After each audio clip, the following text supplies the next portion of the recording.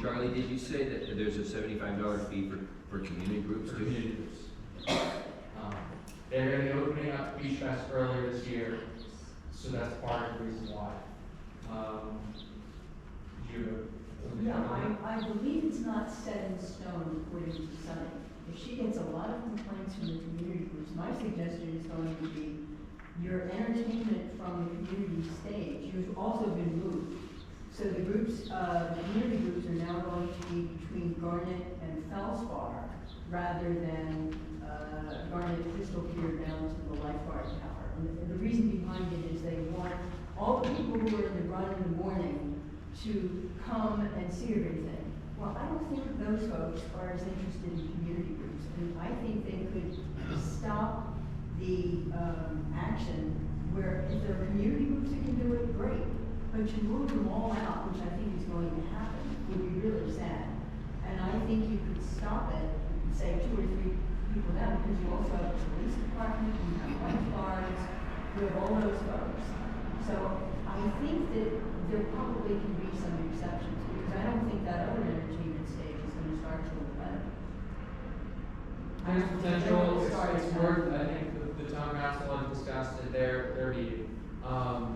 A similar kind of try to approach them, but it seems like they're very firm on that. And it's also the new location is going to be right in the middle of the entire event, so it'll be very hard to break down or run at different times. But you could come in through Felspar to do your setting up and your breaking could down, already and walk then out. stop it, say somewhere around the. Well, that's something we can figure out Yeah, now, but it seems like they're very firm from what I heard. so to firmly rule out all the community groups.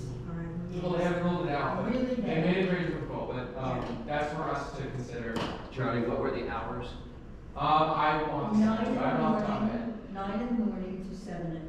Okay. Because I thought you It was said 11. 11 hours. Yes. so Well, that's- because you have to come at 7:30 to be ready at 9 in the morning. That's right. So to So do a that's 10 7 hours, to 7 10 hours. shift is. Including that, it's not including setup. But okay, 10 that's it for my hours. report. We can move over to John Terrell with the development. Yeah, the first project, 1106880 at 669 to 671 Lawrence Street. And the applicant is Craig Reichauer. Brett Howard. Go ahead and start your presentation. So, good evening, everyone. My name is Craig Howard. I'm representing the property owner. So, currently on this property, there's 2 houses. The front house is a single story. It's 669 Loring. There's a 2-story structure in the back. There's a 2-bedroom, 1-bath apartment above existing garage area. And so on the first floor of this space, we're going to convert a 1-car garage. There's 2 separate 1-car garages. And then next to that is an existing guest quarters, which already has a full bath and a wet bar, which we're going to convert to a kitchen. But the adjacent garage, we're going to combine with the guest quarters to create a 1-bath, 1-bedroom unit. And the square footage is just under 600 or under 700 square feet. We're not adding any square footage to the footprint of the building.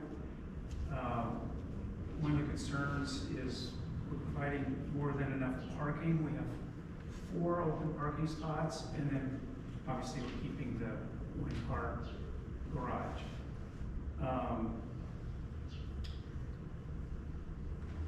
Because of the low key part of we're not adding any square footage, the city's not requiring us to do any energy saving or water quality features, because it's basically an interior remodel. And then,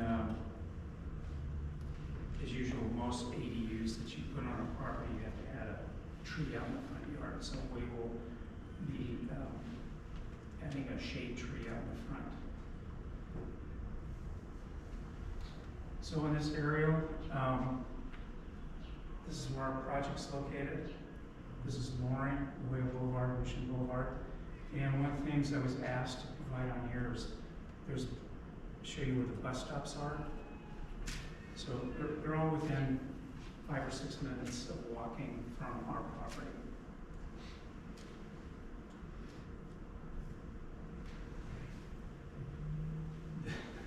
This is the front elevation.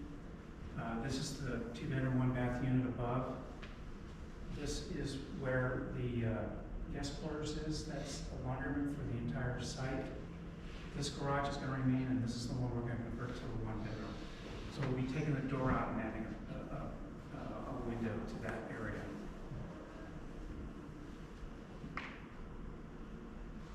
This is the front house to the property. This is what's next to us.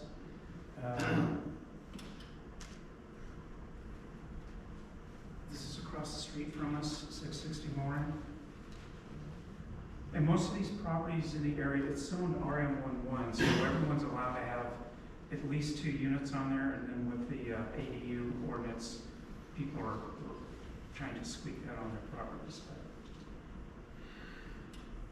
And then this is a house this is us again, and then this is the property to the west of us.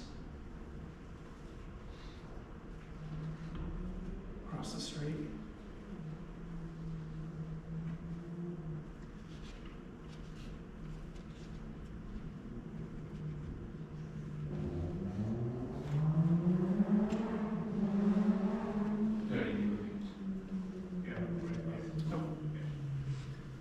So this is the back of the property. You can see this is going to be our footprint. This is the garage, and then here's where the 4 parking spaces are. And Charlie, can you move up a little bit? So see the front, no, I'm sorry. Move the slide up. Move that up. There, and you can see the rest of the property. And this paved area in the front is what? Well, it's most of the time used as a patio, but during the summer months, it falls as into, a last minute parking spot. Okay, and then further down is the elevation. And the floor plan. Here's the floor plan. So this is the floor plan of the 1-bedroom. That's Yeah, upstairs. 2-bedroom. This is upstairs. That's existing, That's existing. We're not touching that. thank you. And then keep on going. This is the, No, this is the project, right? This is the existing floor plan, single-car garage, dividing wall, single-car garage. This is the existing guest space. So we already have a bathroom. We're going to convert this to a full kitchen. There's the laundry room. Yeah, move over to the, So we'll be taking out this wall, but we will not be touching the What is garage. that? This is the. This is the house. So you can see, this is what we're converting in the garage. We're gonna, dining room, bedroom, closets, and then finish off the kitchen. And then if you go down to the elevation further. Yeah, next should be elevations. But this isn't changing. No, well, what's changing on the elevation? Just that window? This is the window at the kitchen. We're going to put a new one in. And then if you scroll Yeah. down, yeah. So we're not touching anything on the sides. And then that's the front. You can see where the garage door used to be, and we're adding a bedroom window. Are there any questions? So this is an ADU. You realize that no ADUs can be used for short-term rental. The owner doesn't want any short-term rentals on his property. They're all, the 2 current residences that are there, he's got years leases on them. So these are long-term rentals. Yes. And an ADU, this potential ADU is, you can't get short-term rental on it anyway. Greg? Thank you, John. Being at the last block, before the Loring went to the beach, or a few doors from the beach, parking is clearly at a premium. You are taking away one garage, but do you not see it as losing a parking spot in the long run? And do any neighbors have any objections to your knowledge? No objections. And of course, house, obviously, there's no requirement to put a car in the garage.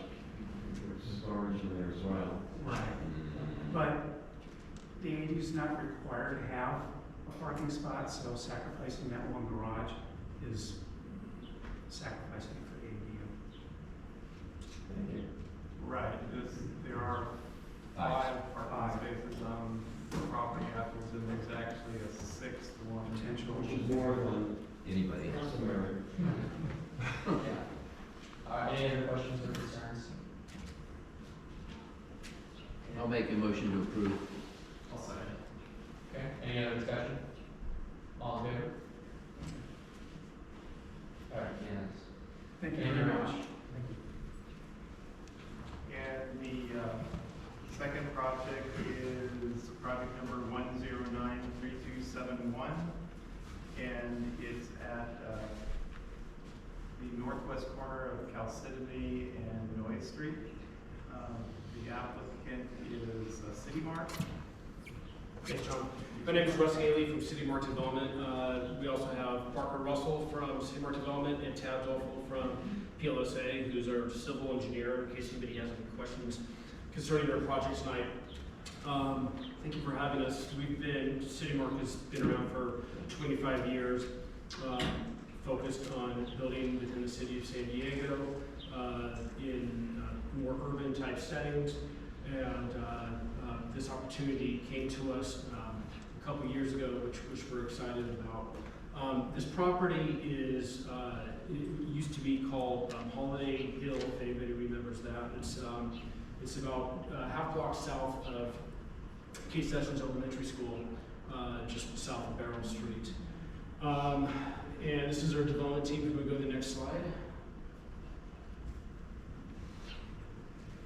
So here's Case Sessions Elementary, here's Barrel, this is Noya Street, Chalcedony, and the site that we're going to talk about today is a half acre at this corner. We would do the next slide. Okay. Actually, if you don't mind, why don't we go back one slide? I'm sorry. The Holiday Hill property that we're talking about really encompasses all of this. It's 1.5 acres when we bought it. And it included one conformed, a 15,000 square foot lot here, and ultimately a lot line adjustment was performed over here. And this house was built in 1932. We can go to the next slide. We put about $1.5 million into this property. We completely brought the interior and the exterior back to its vintage style. Rebuilt all the chimneys, re-roofed everything because the roof was kind of falling apart. You know, all the stucco is all vintage. We spent about $150,000 in just the windows alone. They were all the historic metal windows that were all restored. And in the property, there's a lot of intricate gate work. You don't see really in this property. A lot of it's more on this side, but there's like really cool gate work on. You can see one right here. Well, it's not. You see another one right here. Anyhow, really proud of this property. This was completed in last August, and we have a happy homeowner there. And the property that we're talking about is this property right here. Can we go to the next slide? Here's another visual image of it right here, and you can get, you understand the orientation. Want me to go to the next slide? Let's go back. I'm sorry, let's go back one slide. The adjacent properties. This over here is all military housing. This is Chalcedony. Wait, am I saying that correctly? Yeah. That's not debated. That's what I've been saying for the last, okay. Chalcedony. So this is Chalcedony. Okay. It's a stone. That's what I've been saying for a while. I just want to make sure. Okay. So this dead ends right here, and then you have a big slope that takes you down. Academy Street is down below. This actually, this is not really a cul-de-sac, so to speak, because there's actually a property here with a driveway that drops down. Noyes is, this side is improved with curb gutter, and then when you get really to the corner from here all the way down, none of this side is approved. But those are your adjacent properties. Why don't we go to the next slide? So if you stand on Charleston, basically at the corner, these are some of the properties that you're seeing. Again, Charleston dead end. And then if you're standing at the same spot, looking the other direction, this is the military housing across the street. So what we are proposing are 7 single-family detached homes, with 3 and 4 bedroom homes. Mostly, that's actually 3 plus gyms, ranging between 1,650 to 2,100 square feet. All 2-car garages. We are adding some extra right-of-way dedication on Noyes as well as Chalcedony. We're including new sidewalk, new ADA ramps, obviously sidewalks going this way. With a whole new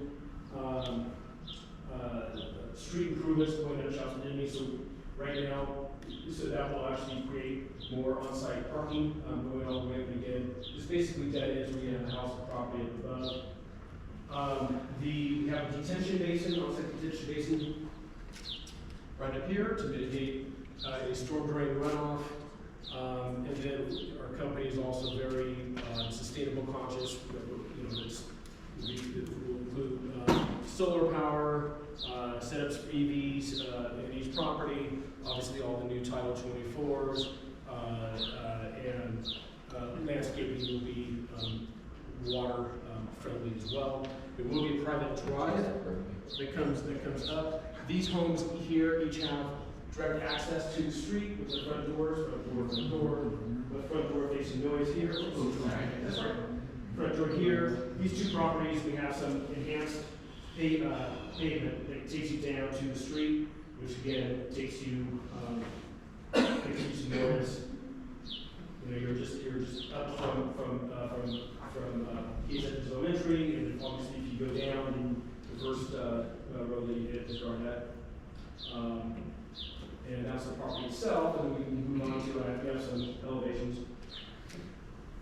Everything, the homes are conforming to building height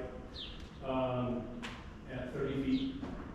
And this is the elevation. This is if you're on Chalcedony and you're looking over this would be the elevation for the homes.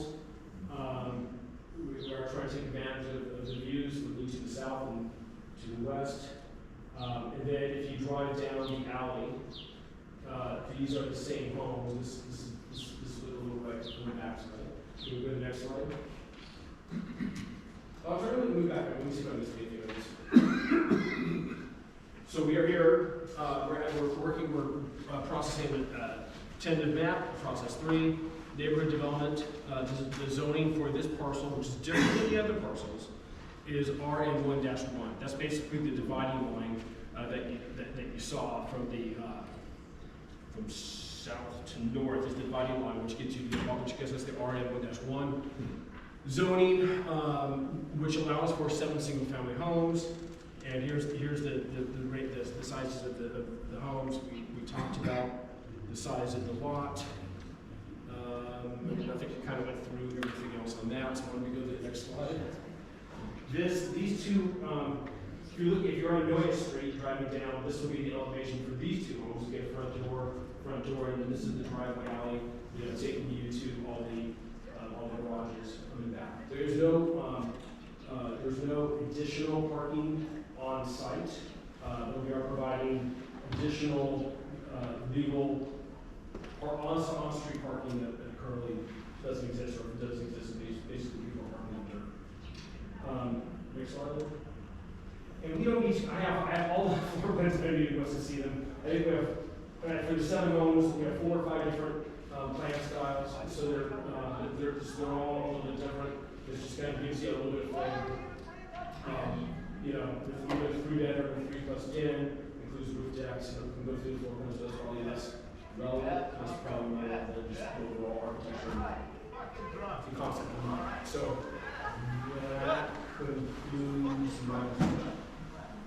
Okay, any committee questions of the applicant? I'm sorry, you said there's no on-site parking, but it looks like they all have two-car garages, and there's like no, like, open. No additional parking besides, like, that's where I see. And the way that we, this will be an HOA, and the way that because there was another comment about how garages are actually used. In our CCNRs, we've always said garages need to be used to park 2 cars. They're not there for another workout. That's always in our CCNRs. Someone else over there, Annie? Is Well, that you? that was my question. Yeah, and then, No variances are required, is that correct? No variances are required, deviations are required, because it was just part and parcel with the neighborhood developer, and Tad, I don't know if you want to talk about. Yeah, we're requesting deviations from the base zone regulations, so that includes setbacks, minimum lot dimensions, and lot area, so So the setbacks aren't standard. the setbacks are not standard. and which setbacks, are those the setbacks from public street or some other setbacks? It's a combination of street, side yard, front yard, and rear yard. Can we get those? And Do you have a sense of what those deviations are? Yeah, we have them listed on our plan. I assume the minimum lot size of 3,000 square feet is a deviation, correct? Yeah, Right, yeah, single so, exactly. So the lot area that's required for the base zone is about 6,000 square feet. So we're deviating from that in order to increase density. Well, you're not increasing density, you're just, Or sorry, meet Correct. the density, target density. And just for then- clarity, so the lot size in this zone is 6,000 minimum, and they're doing 3,000? It's a combination. It ranges from approximately 2,300 to about 3,300. it's a choice of having duplex or triplex units or single family units. I live 2 blocks away, I watched the construction. I want to remember the name of the female architect from the 1930s. I think her first name was Mary, but classic house. I appreciate the fact that you didn't tear that down. I walk by this property multiple times a week, so I ordinarily would not be thrilled about deviations. I'd like to hear the others, but in general, I'm not opposed to the project.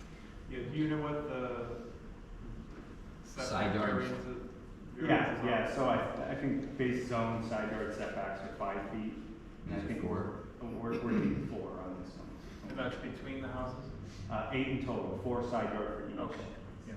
Yeah, thank you. I think the clarification for this, going in is from a density standpoint, it purports. And what we're trying to do is create, instead of an attached product in a bigger lot, these are fee simple homes, home ownership.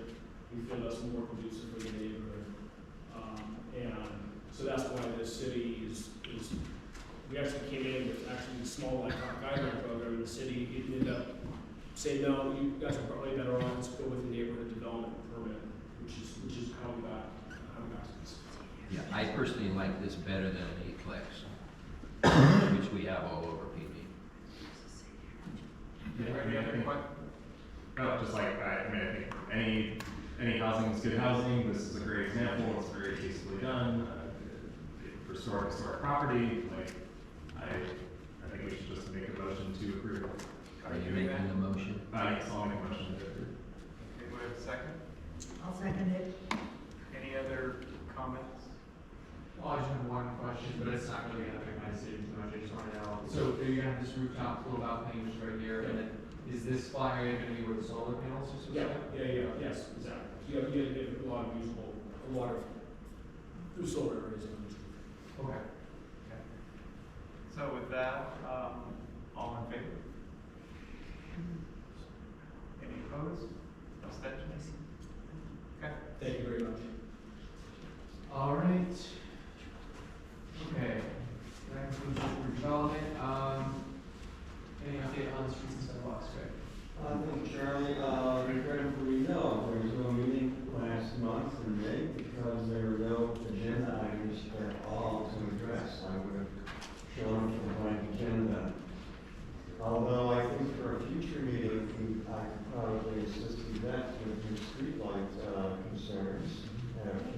Street and Sidewalks Committee, which normally would have been scheduled for 2 weeks from tonight, June 26th, but someone from the town council asked me to vacate this space because the town council needs to hold their general public meeting, and I graciously accepted the request. So there'll be no meeting this month, but I'll give you my contact information if you want Streets and Sidewalks to help you with your streetlight concern. And to be honest, you said 1300 Missouri? Yes. There's an employee in this library, I won't mention their name, lives on 1300 Chelsea, Yeah, they're has the upstairs. same problem. And the 1200 block as well. So it's a big area. So I'm It's a whole plot. interested in guiding you to get this resolved, which will take time, but we gotta start with the first step. So once again, Mr. Chair, no meeting last month, no meeting this month, but I think when you do your CIP report, I'm gonna guess some of the CIP suggestions might trickle down to streets and sidewalks. Yes, well, I'll talk about that a little bit in my report. That's it, thank you. All right, thank you, guys. Okay, Parking Advisory Board, report from Gordon. Okay, we had, 2 meetings since the last, planning, meeting, so I'll go over both of them. In May, May 14th, we had a meeting, and, one of the questions brought up in here was, you come in and talk to us all the time, but we never mention all the different projects you're gonna do with this money from the parking meters.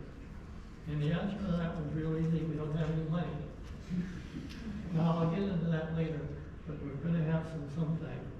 We always have a report on the shuttle, shuttle service. In April, they had 1,253 rides.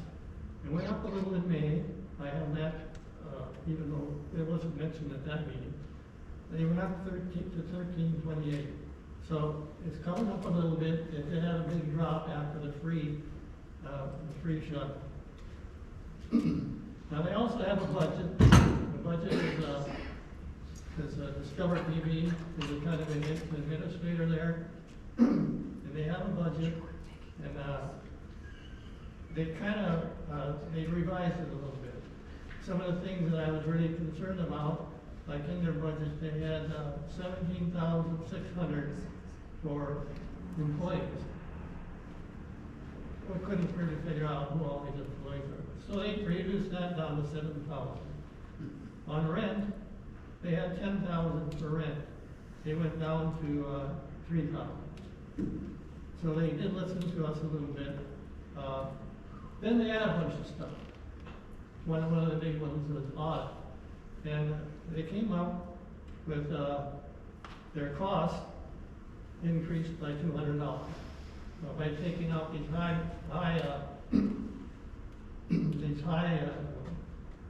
items, they still had an increase when they added all this other stuff up, and they came up by about $200 a greater in their operating expense.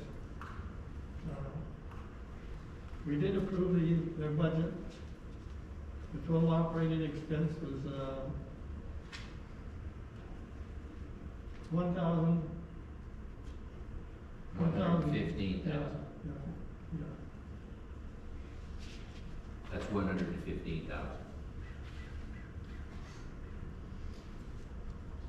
So another thing we spent a lot of time talking about was there's a new grocery store coming to, or planning to come to the city of Peach. I don't know if you've heard of it yet, grocery outlet.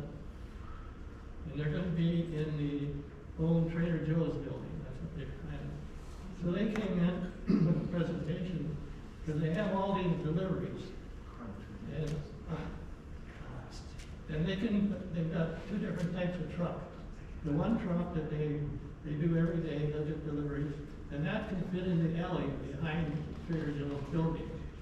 But then they have a 73-foot truck, and that's pretty hard to maneuver around City Beach, especially in that area. They can't get that in the gallery. So They were coming in there with different solutions for what they're gonna do. And, of course, a lot of them puts them in the residential area. Driving there and possibly parking there. So they haven't come up with a final solution, but they wanted to alert us on that.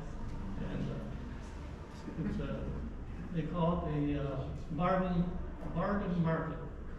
So they get shipments of stuff that comes from other stores, you know, the store closing up, they'll go in and buy their inventory, and they'll bring it out to stores like this one. So that's all I have about the main meeting. Can I just ask you a question? So you're saying that the grocery outlet came in and they say they want to do this here, Yes. but their trucks aren't gonna fit. Well, the one truck is a smaller truck, that would fit. Yeah, that works good. But they're trying to figure out what they're gonna do with their other long truck that only comes in like once a day. The long truck comes in once a day? That's what they have on here, yes. I think they presented it, though, that was gonna be only like 3 trucks. Cause that is a pretty narrow alley back there. Well, they can't get in there with that big truck, because it won't fit through Oh, the well, why alley. do they want that storefront then if they can't get their trucks in? Well, that's, Now they want us to fix their problem. but, no, I would suggest that it's smaller. I'll give you more information. That was at the meeting too, Gordon and I and John C., John Wayne and John C. sit on this board as well. And to answer your questions, yeah, grocery outlets will be asking the parking advisory committee to actually take 5 parking spaces on Everett's, right where those pop-outs are, where we discussed earlier this evening, Everett's on the south side of Garnett, because they're 53-foot 18-wheeler, can't fit in the alley. And I didn't say this as a parking committee, but it's like, you might be in the wrong location if you can't get deliveries through the alley. And I might, Carlos, I might be saying that in a future meeting, like, how can you request 5 parking spaces? They want to paint the whole curb yellow from the alley to Garnett on Everett's on the east side, south of Garnett. That's your question, Debbie. Well, that's nice if they want to paint it yellow, but that doesn't mean it's exclusively for them. What if other people in trucks or deliveries are there when they need it? Well, it's only during a certain number of hours, it's not permanently. And to be fair, when Trader Joe's was there, the grocery store, they used the alley part of the time, they also did do deliveries along Barnett, so they take up space on Barnett. So, in order for a grocery store to be there, it seems that they have to take up space somewhere, and one could argue better be on Everett's than Garnett. Oh, I know, I see the trucks all the time, they'll stop right in the middle of Garnett. And just deliver trucks. That was one of my suggestions, was Garnett, but they didn't like that one very much. Well, they probably have too much to unload, if it's a whole truckload. Yeah, they're gonna be there to unload into their rear business. Yeah, I wasn't at this particular meeting. Did they talk about, loading zone is usually 7 a.m. to 6 p.m. or whatever it is. 5 a.m. to noon is what they want. Okay. And I'm trying to suggest 5 a.m. to 9 a.m. I like it. Okay. Yeah, another Well, comment? that was the solution to me is, it needs to be normal parking except for just the delivery time. So they need to be pinched on that delivery time for this to work. I mean, it's an empty building, right? Yes. Yeah. So, I mean, we want to bring businesses into PB. I think this is a good one to bring in, but I think if we could, the planning group, I'd make a motion to the planning group recommend, what were the hours? 6 to 9? 5 to They wanted 5 till noon. I suggested 5 to 9, but the parking district has to address it first before it comes to planning to mind, I believe, right, Charlie? I think so. 'Cause it's- Well, Are those meters today? I would- What was the curve right now? No, there's no. No, it's on Everett, so it's not on Garnett, it's off the street. I'm suggesting that the planning group make a recommendation, that we would support it from 5 to 9. We would probably not support taking away parking spaces for more time. So this would be a letter that we would write and submit, Yeah. take to the next. It's just, why wait for them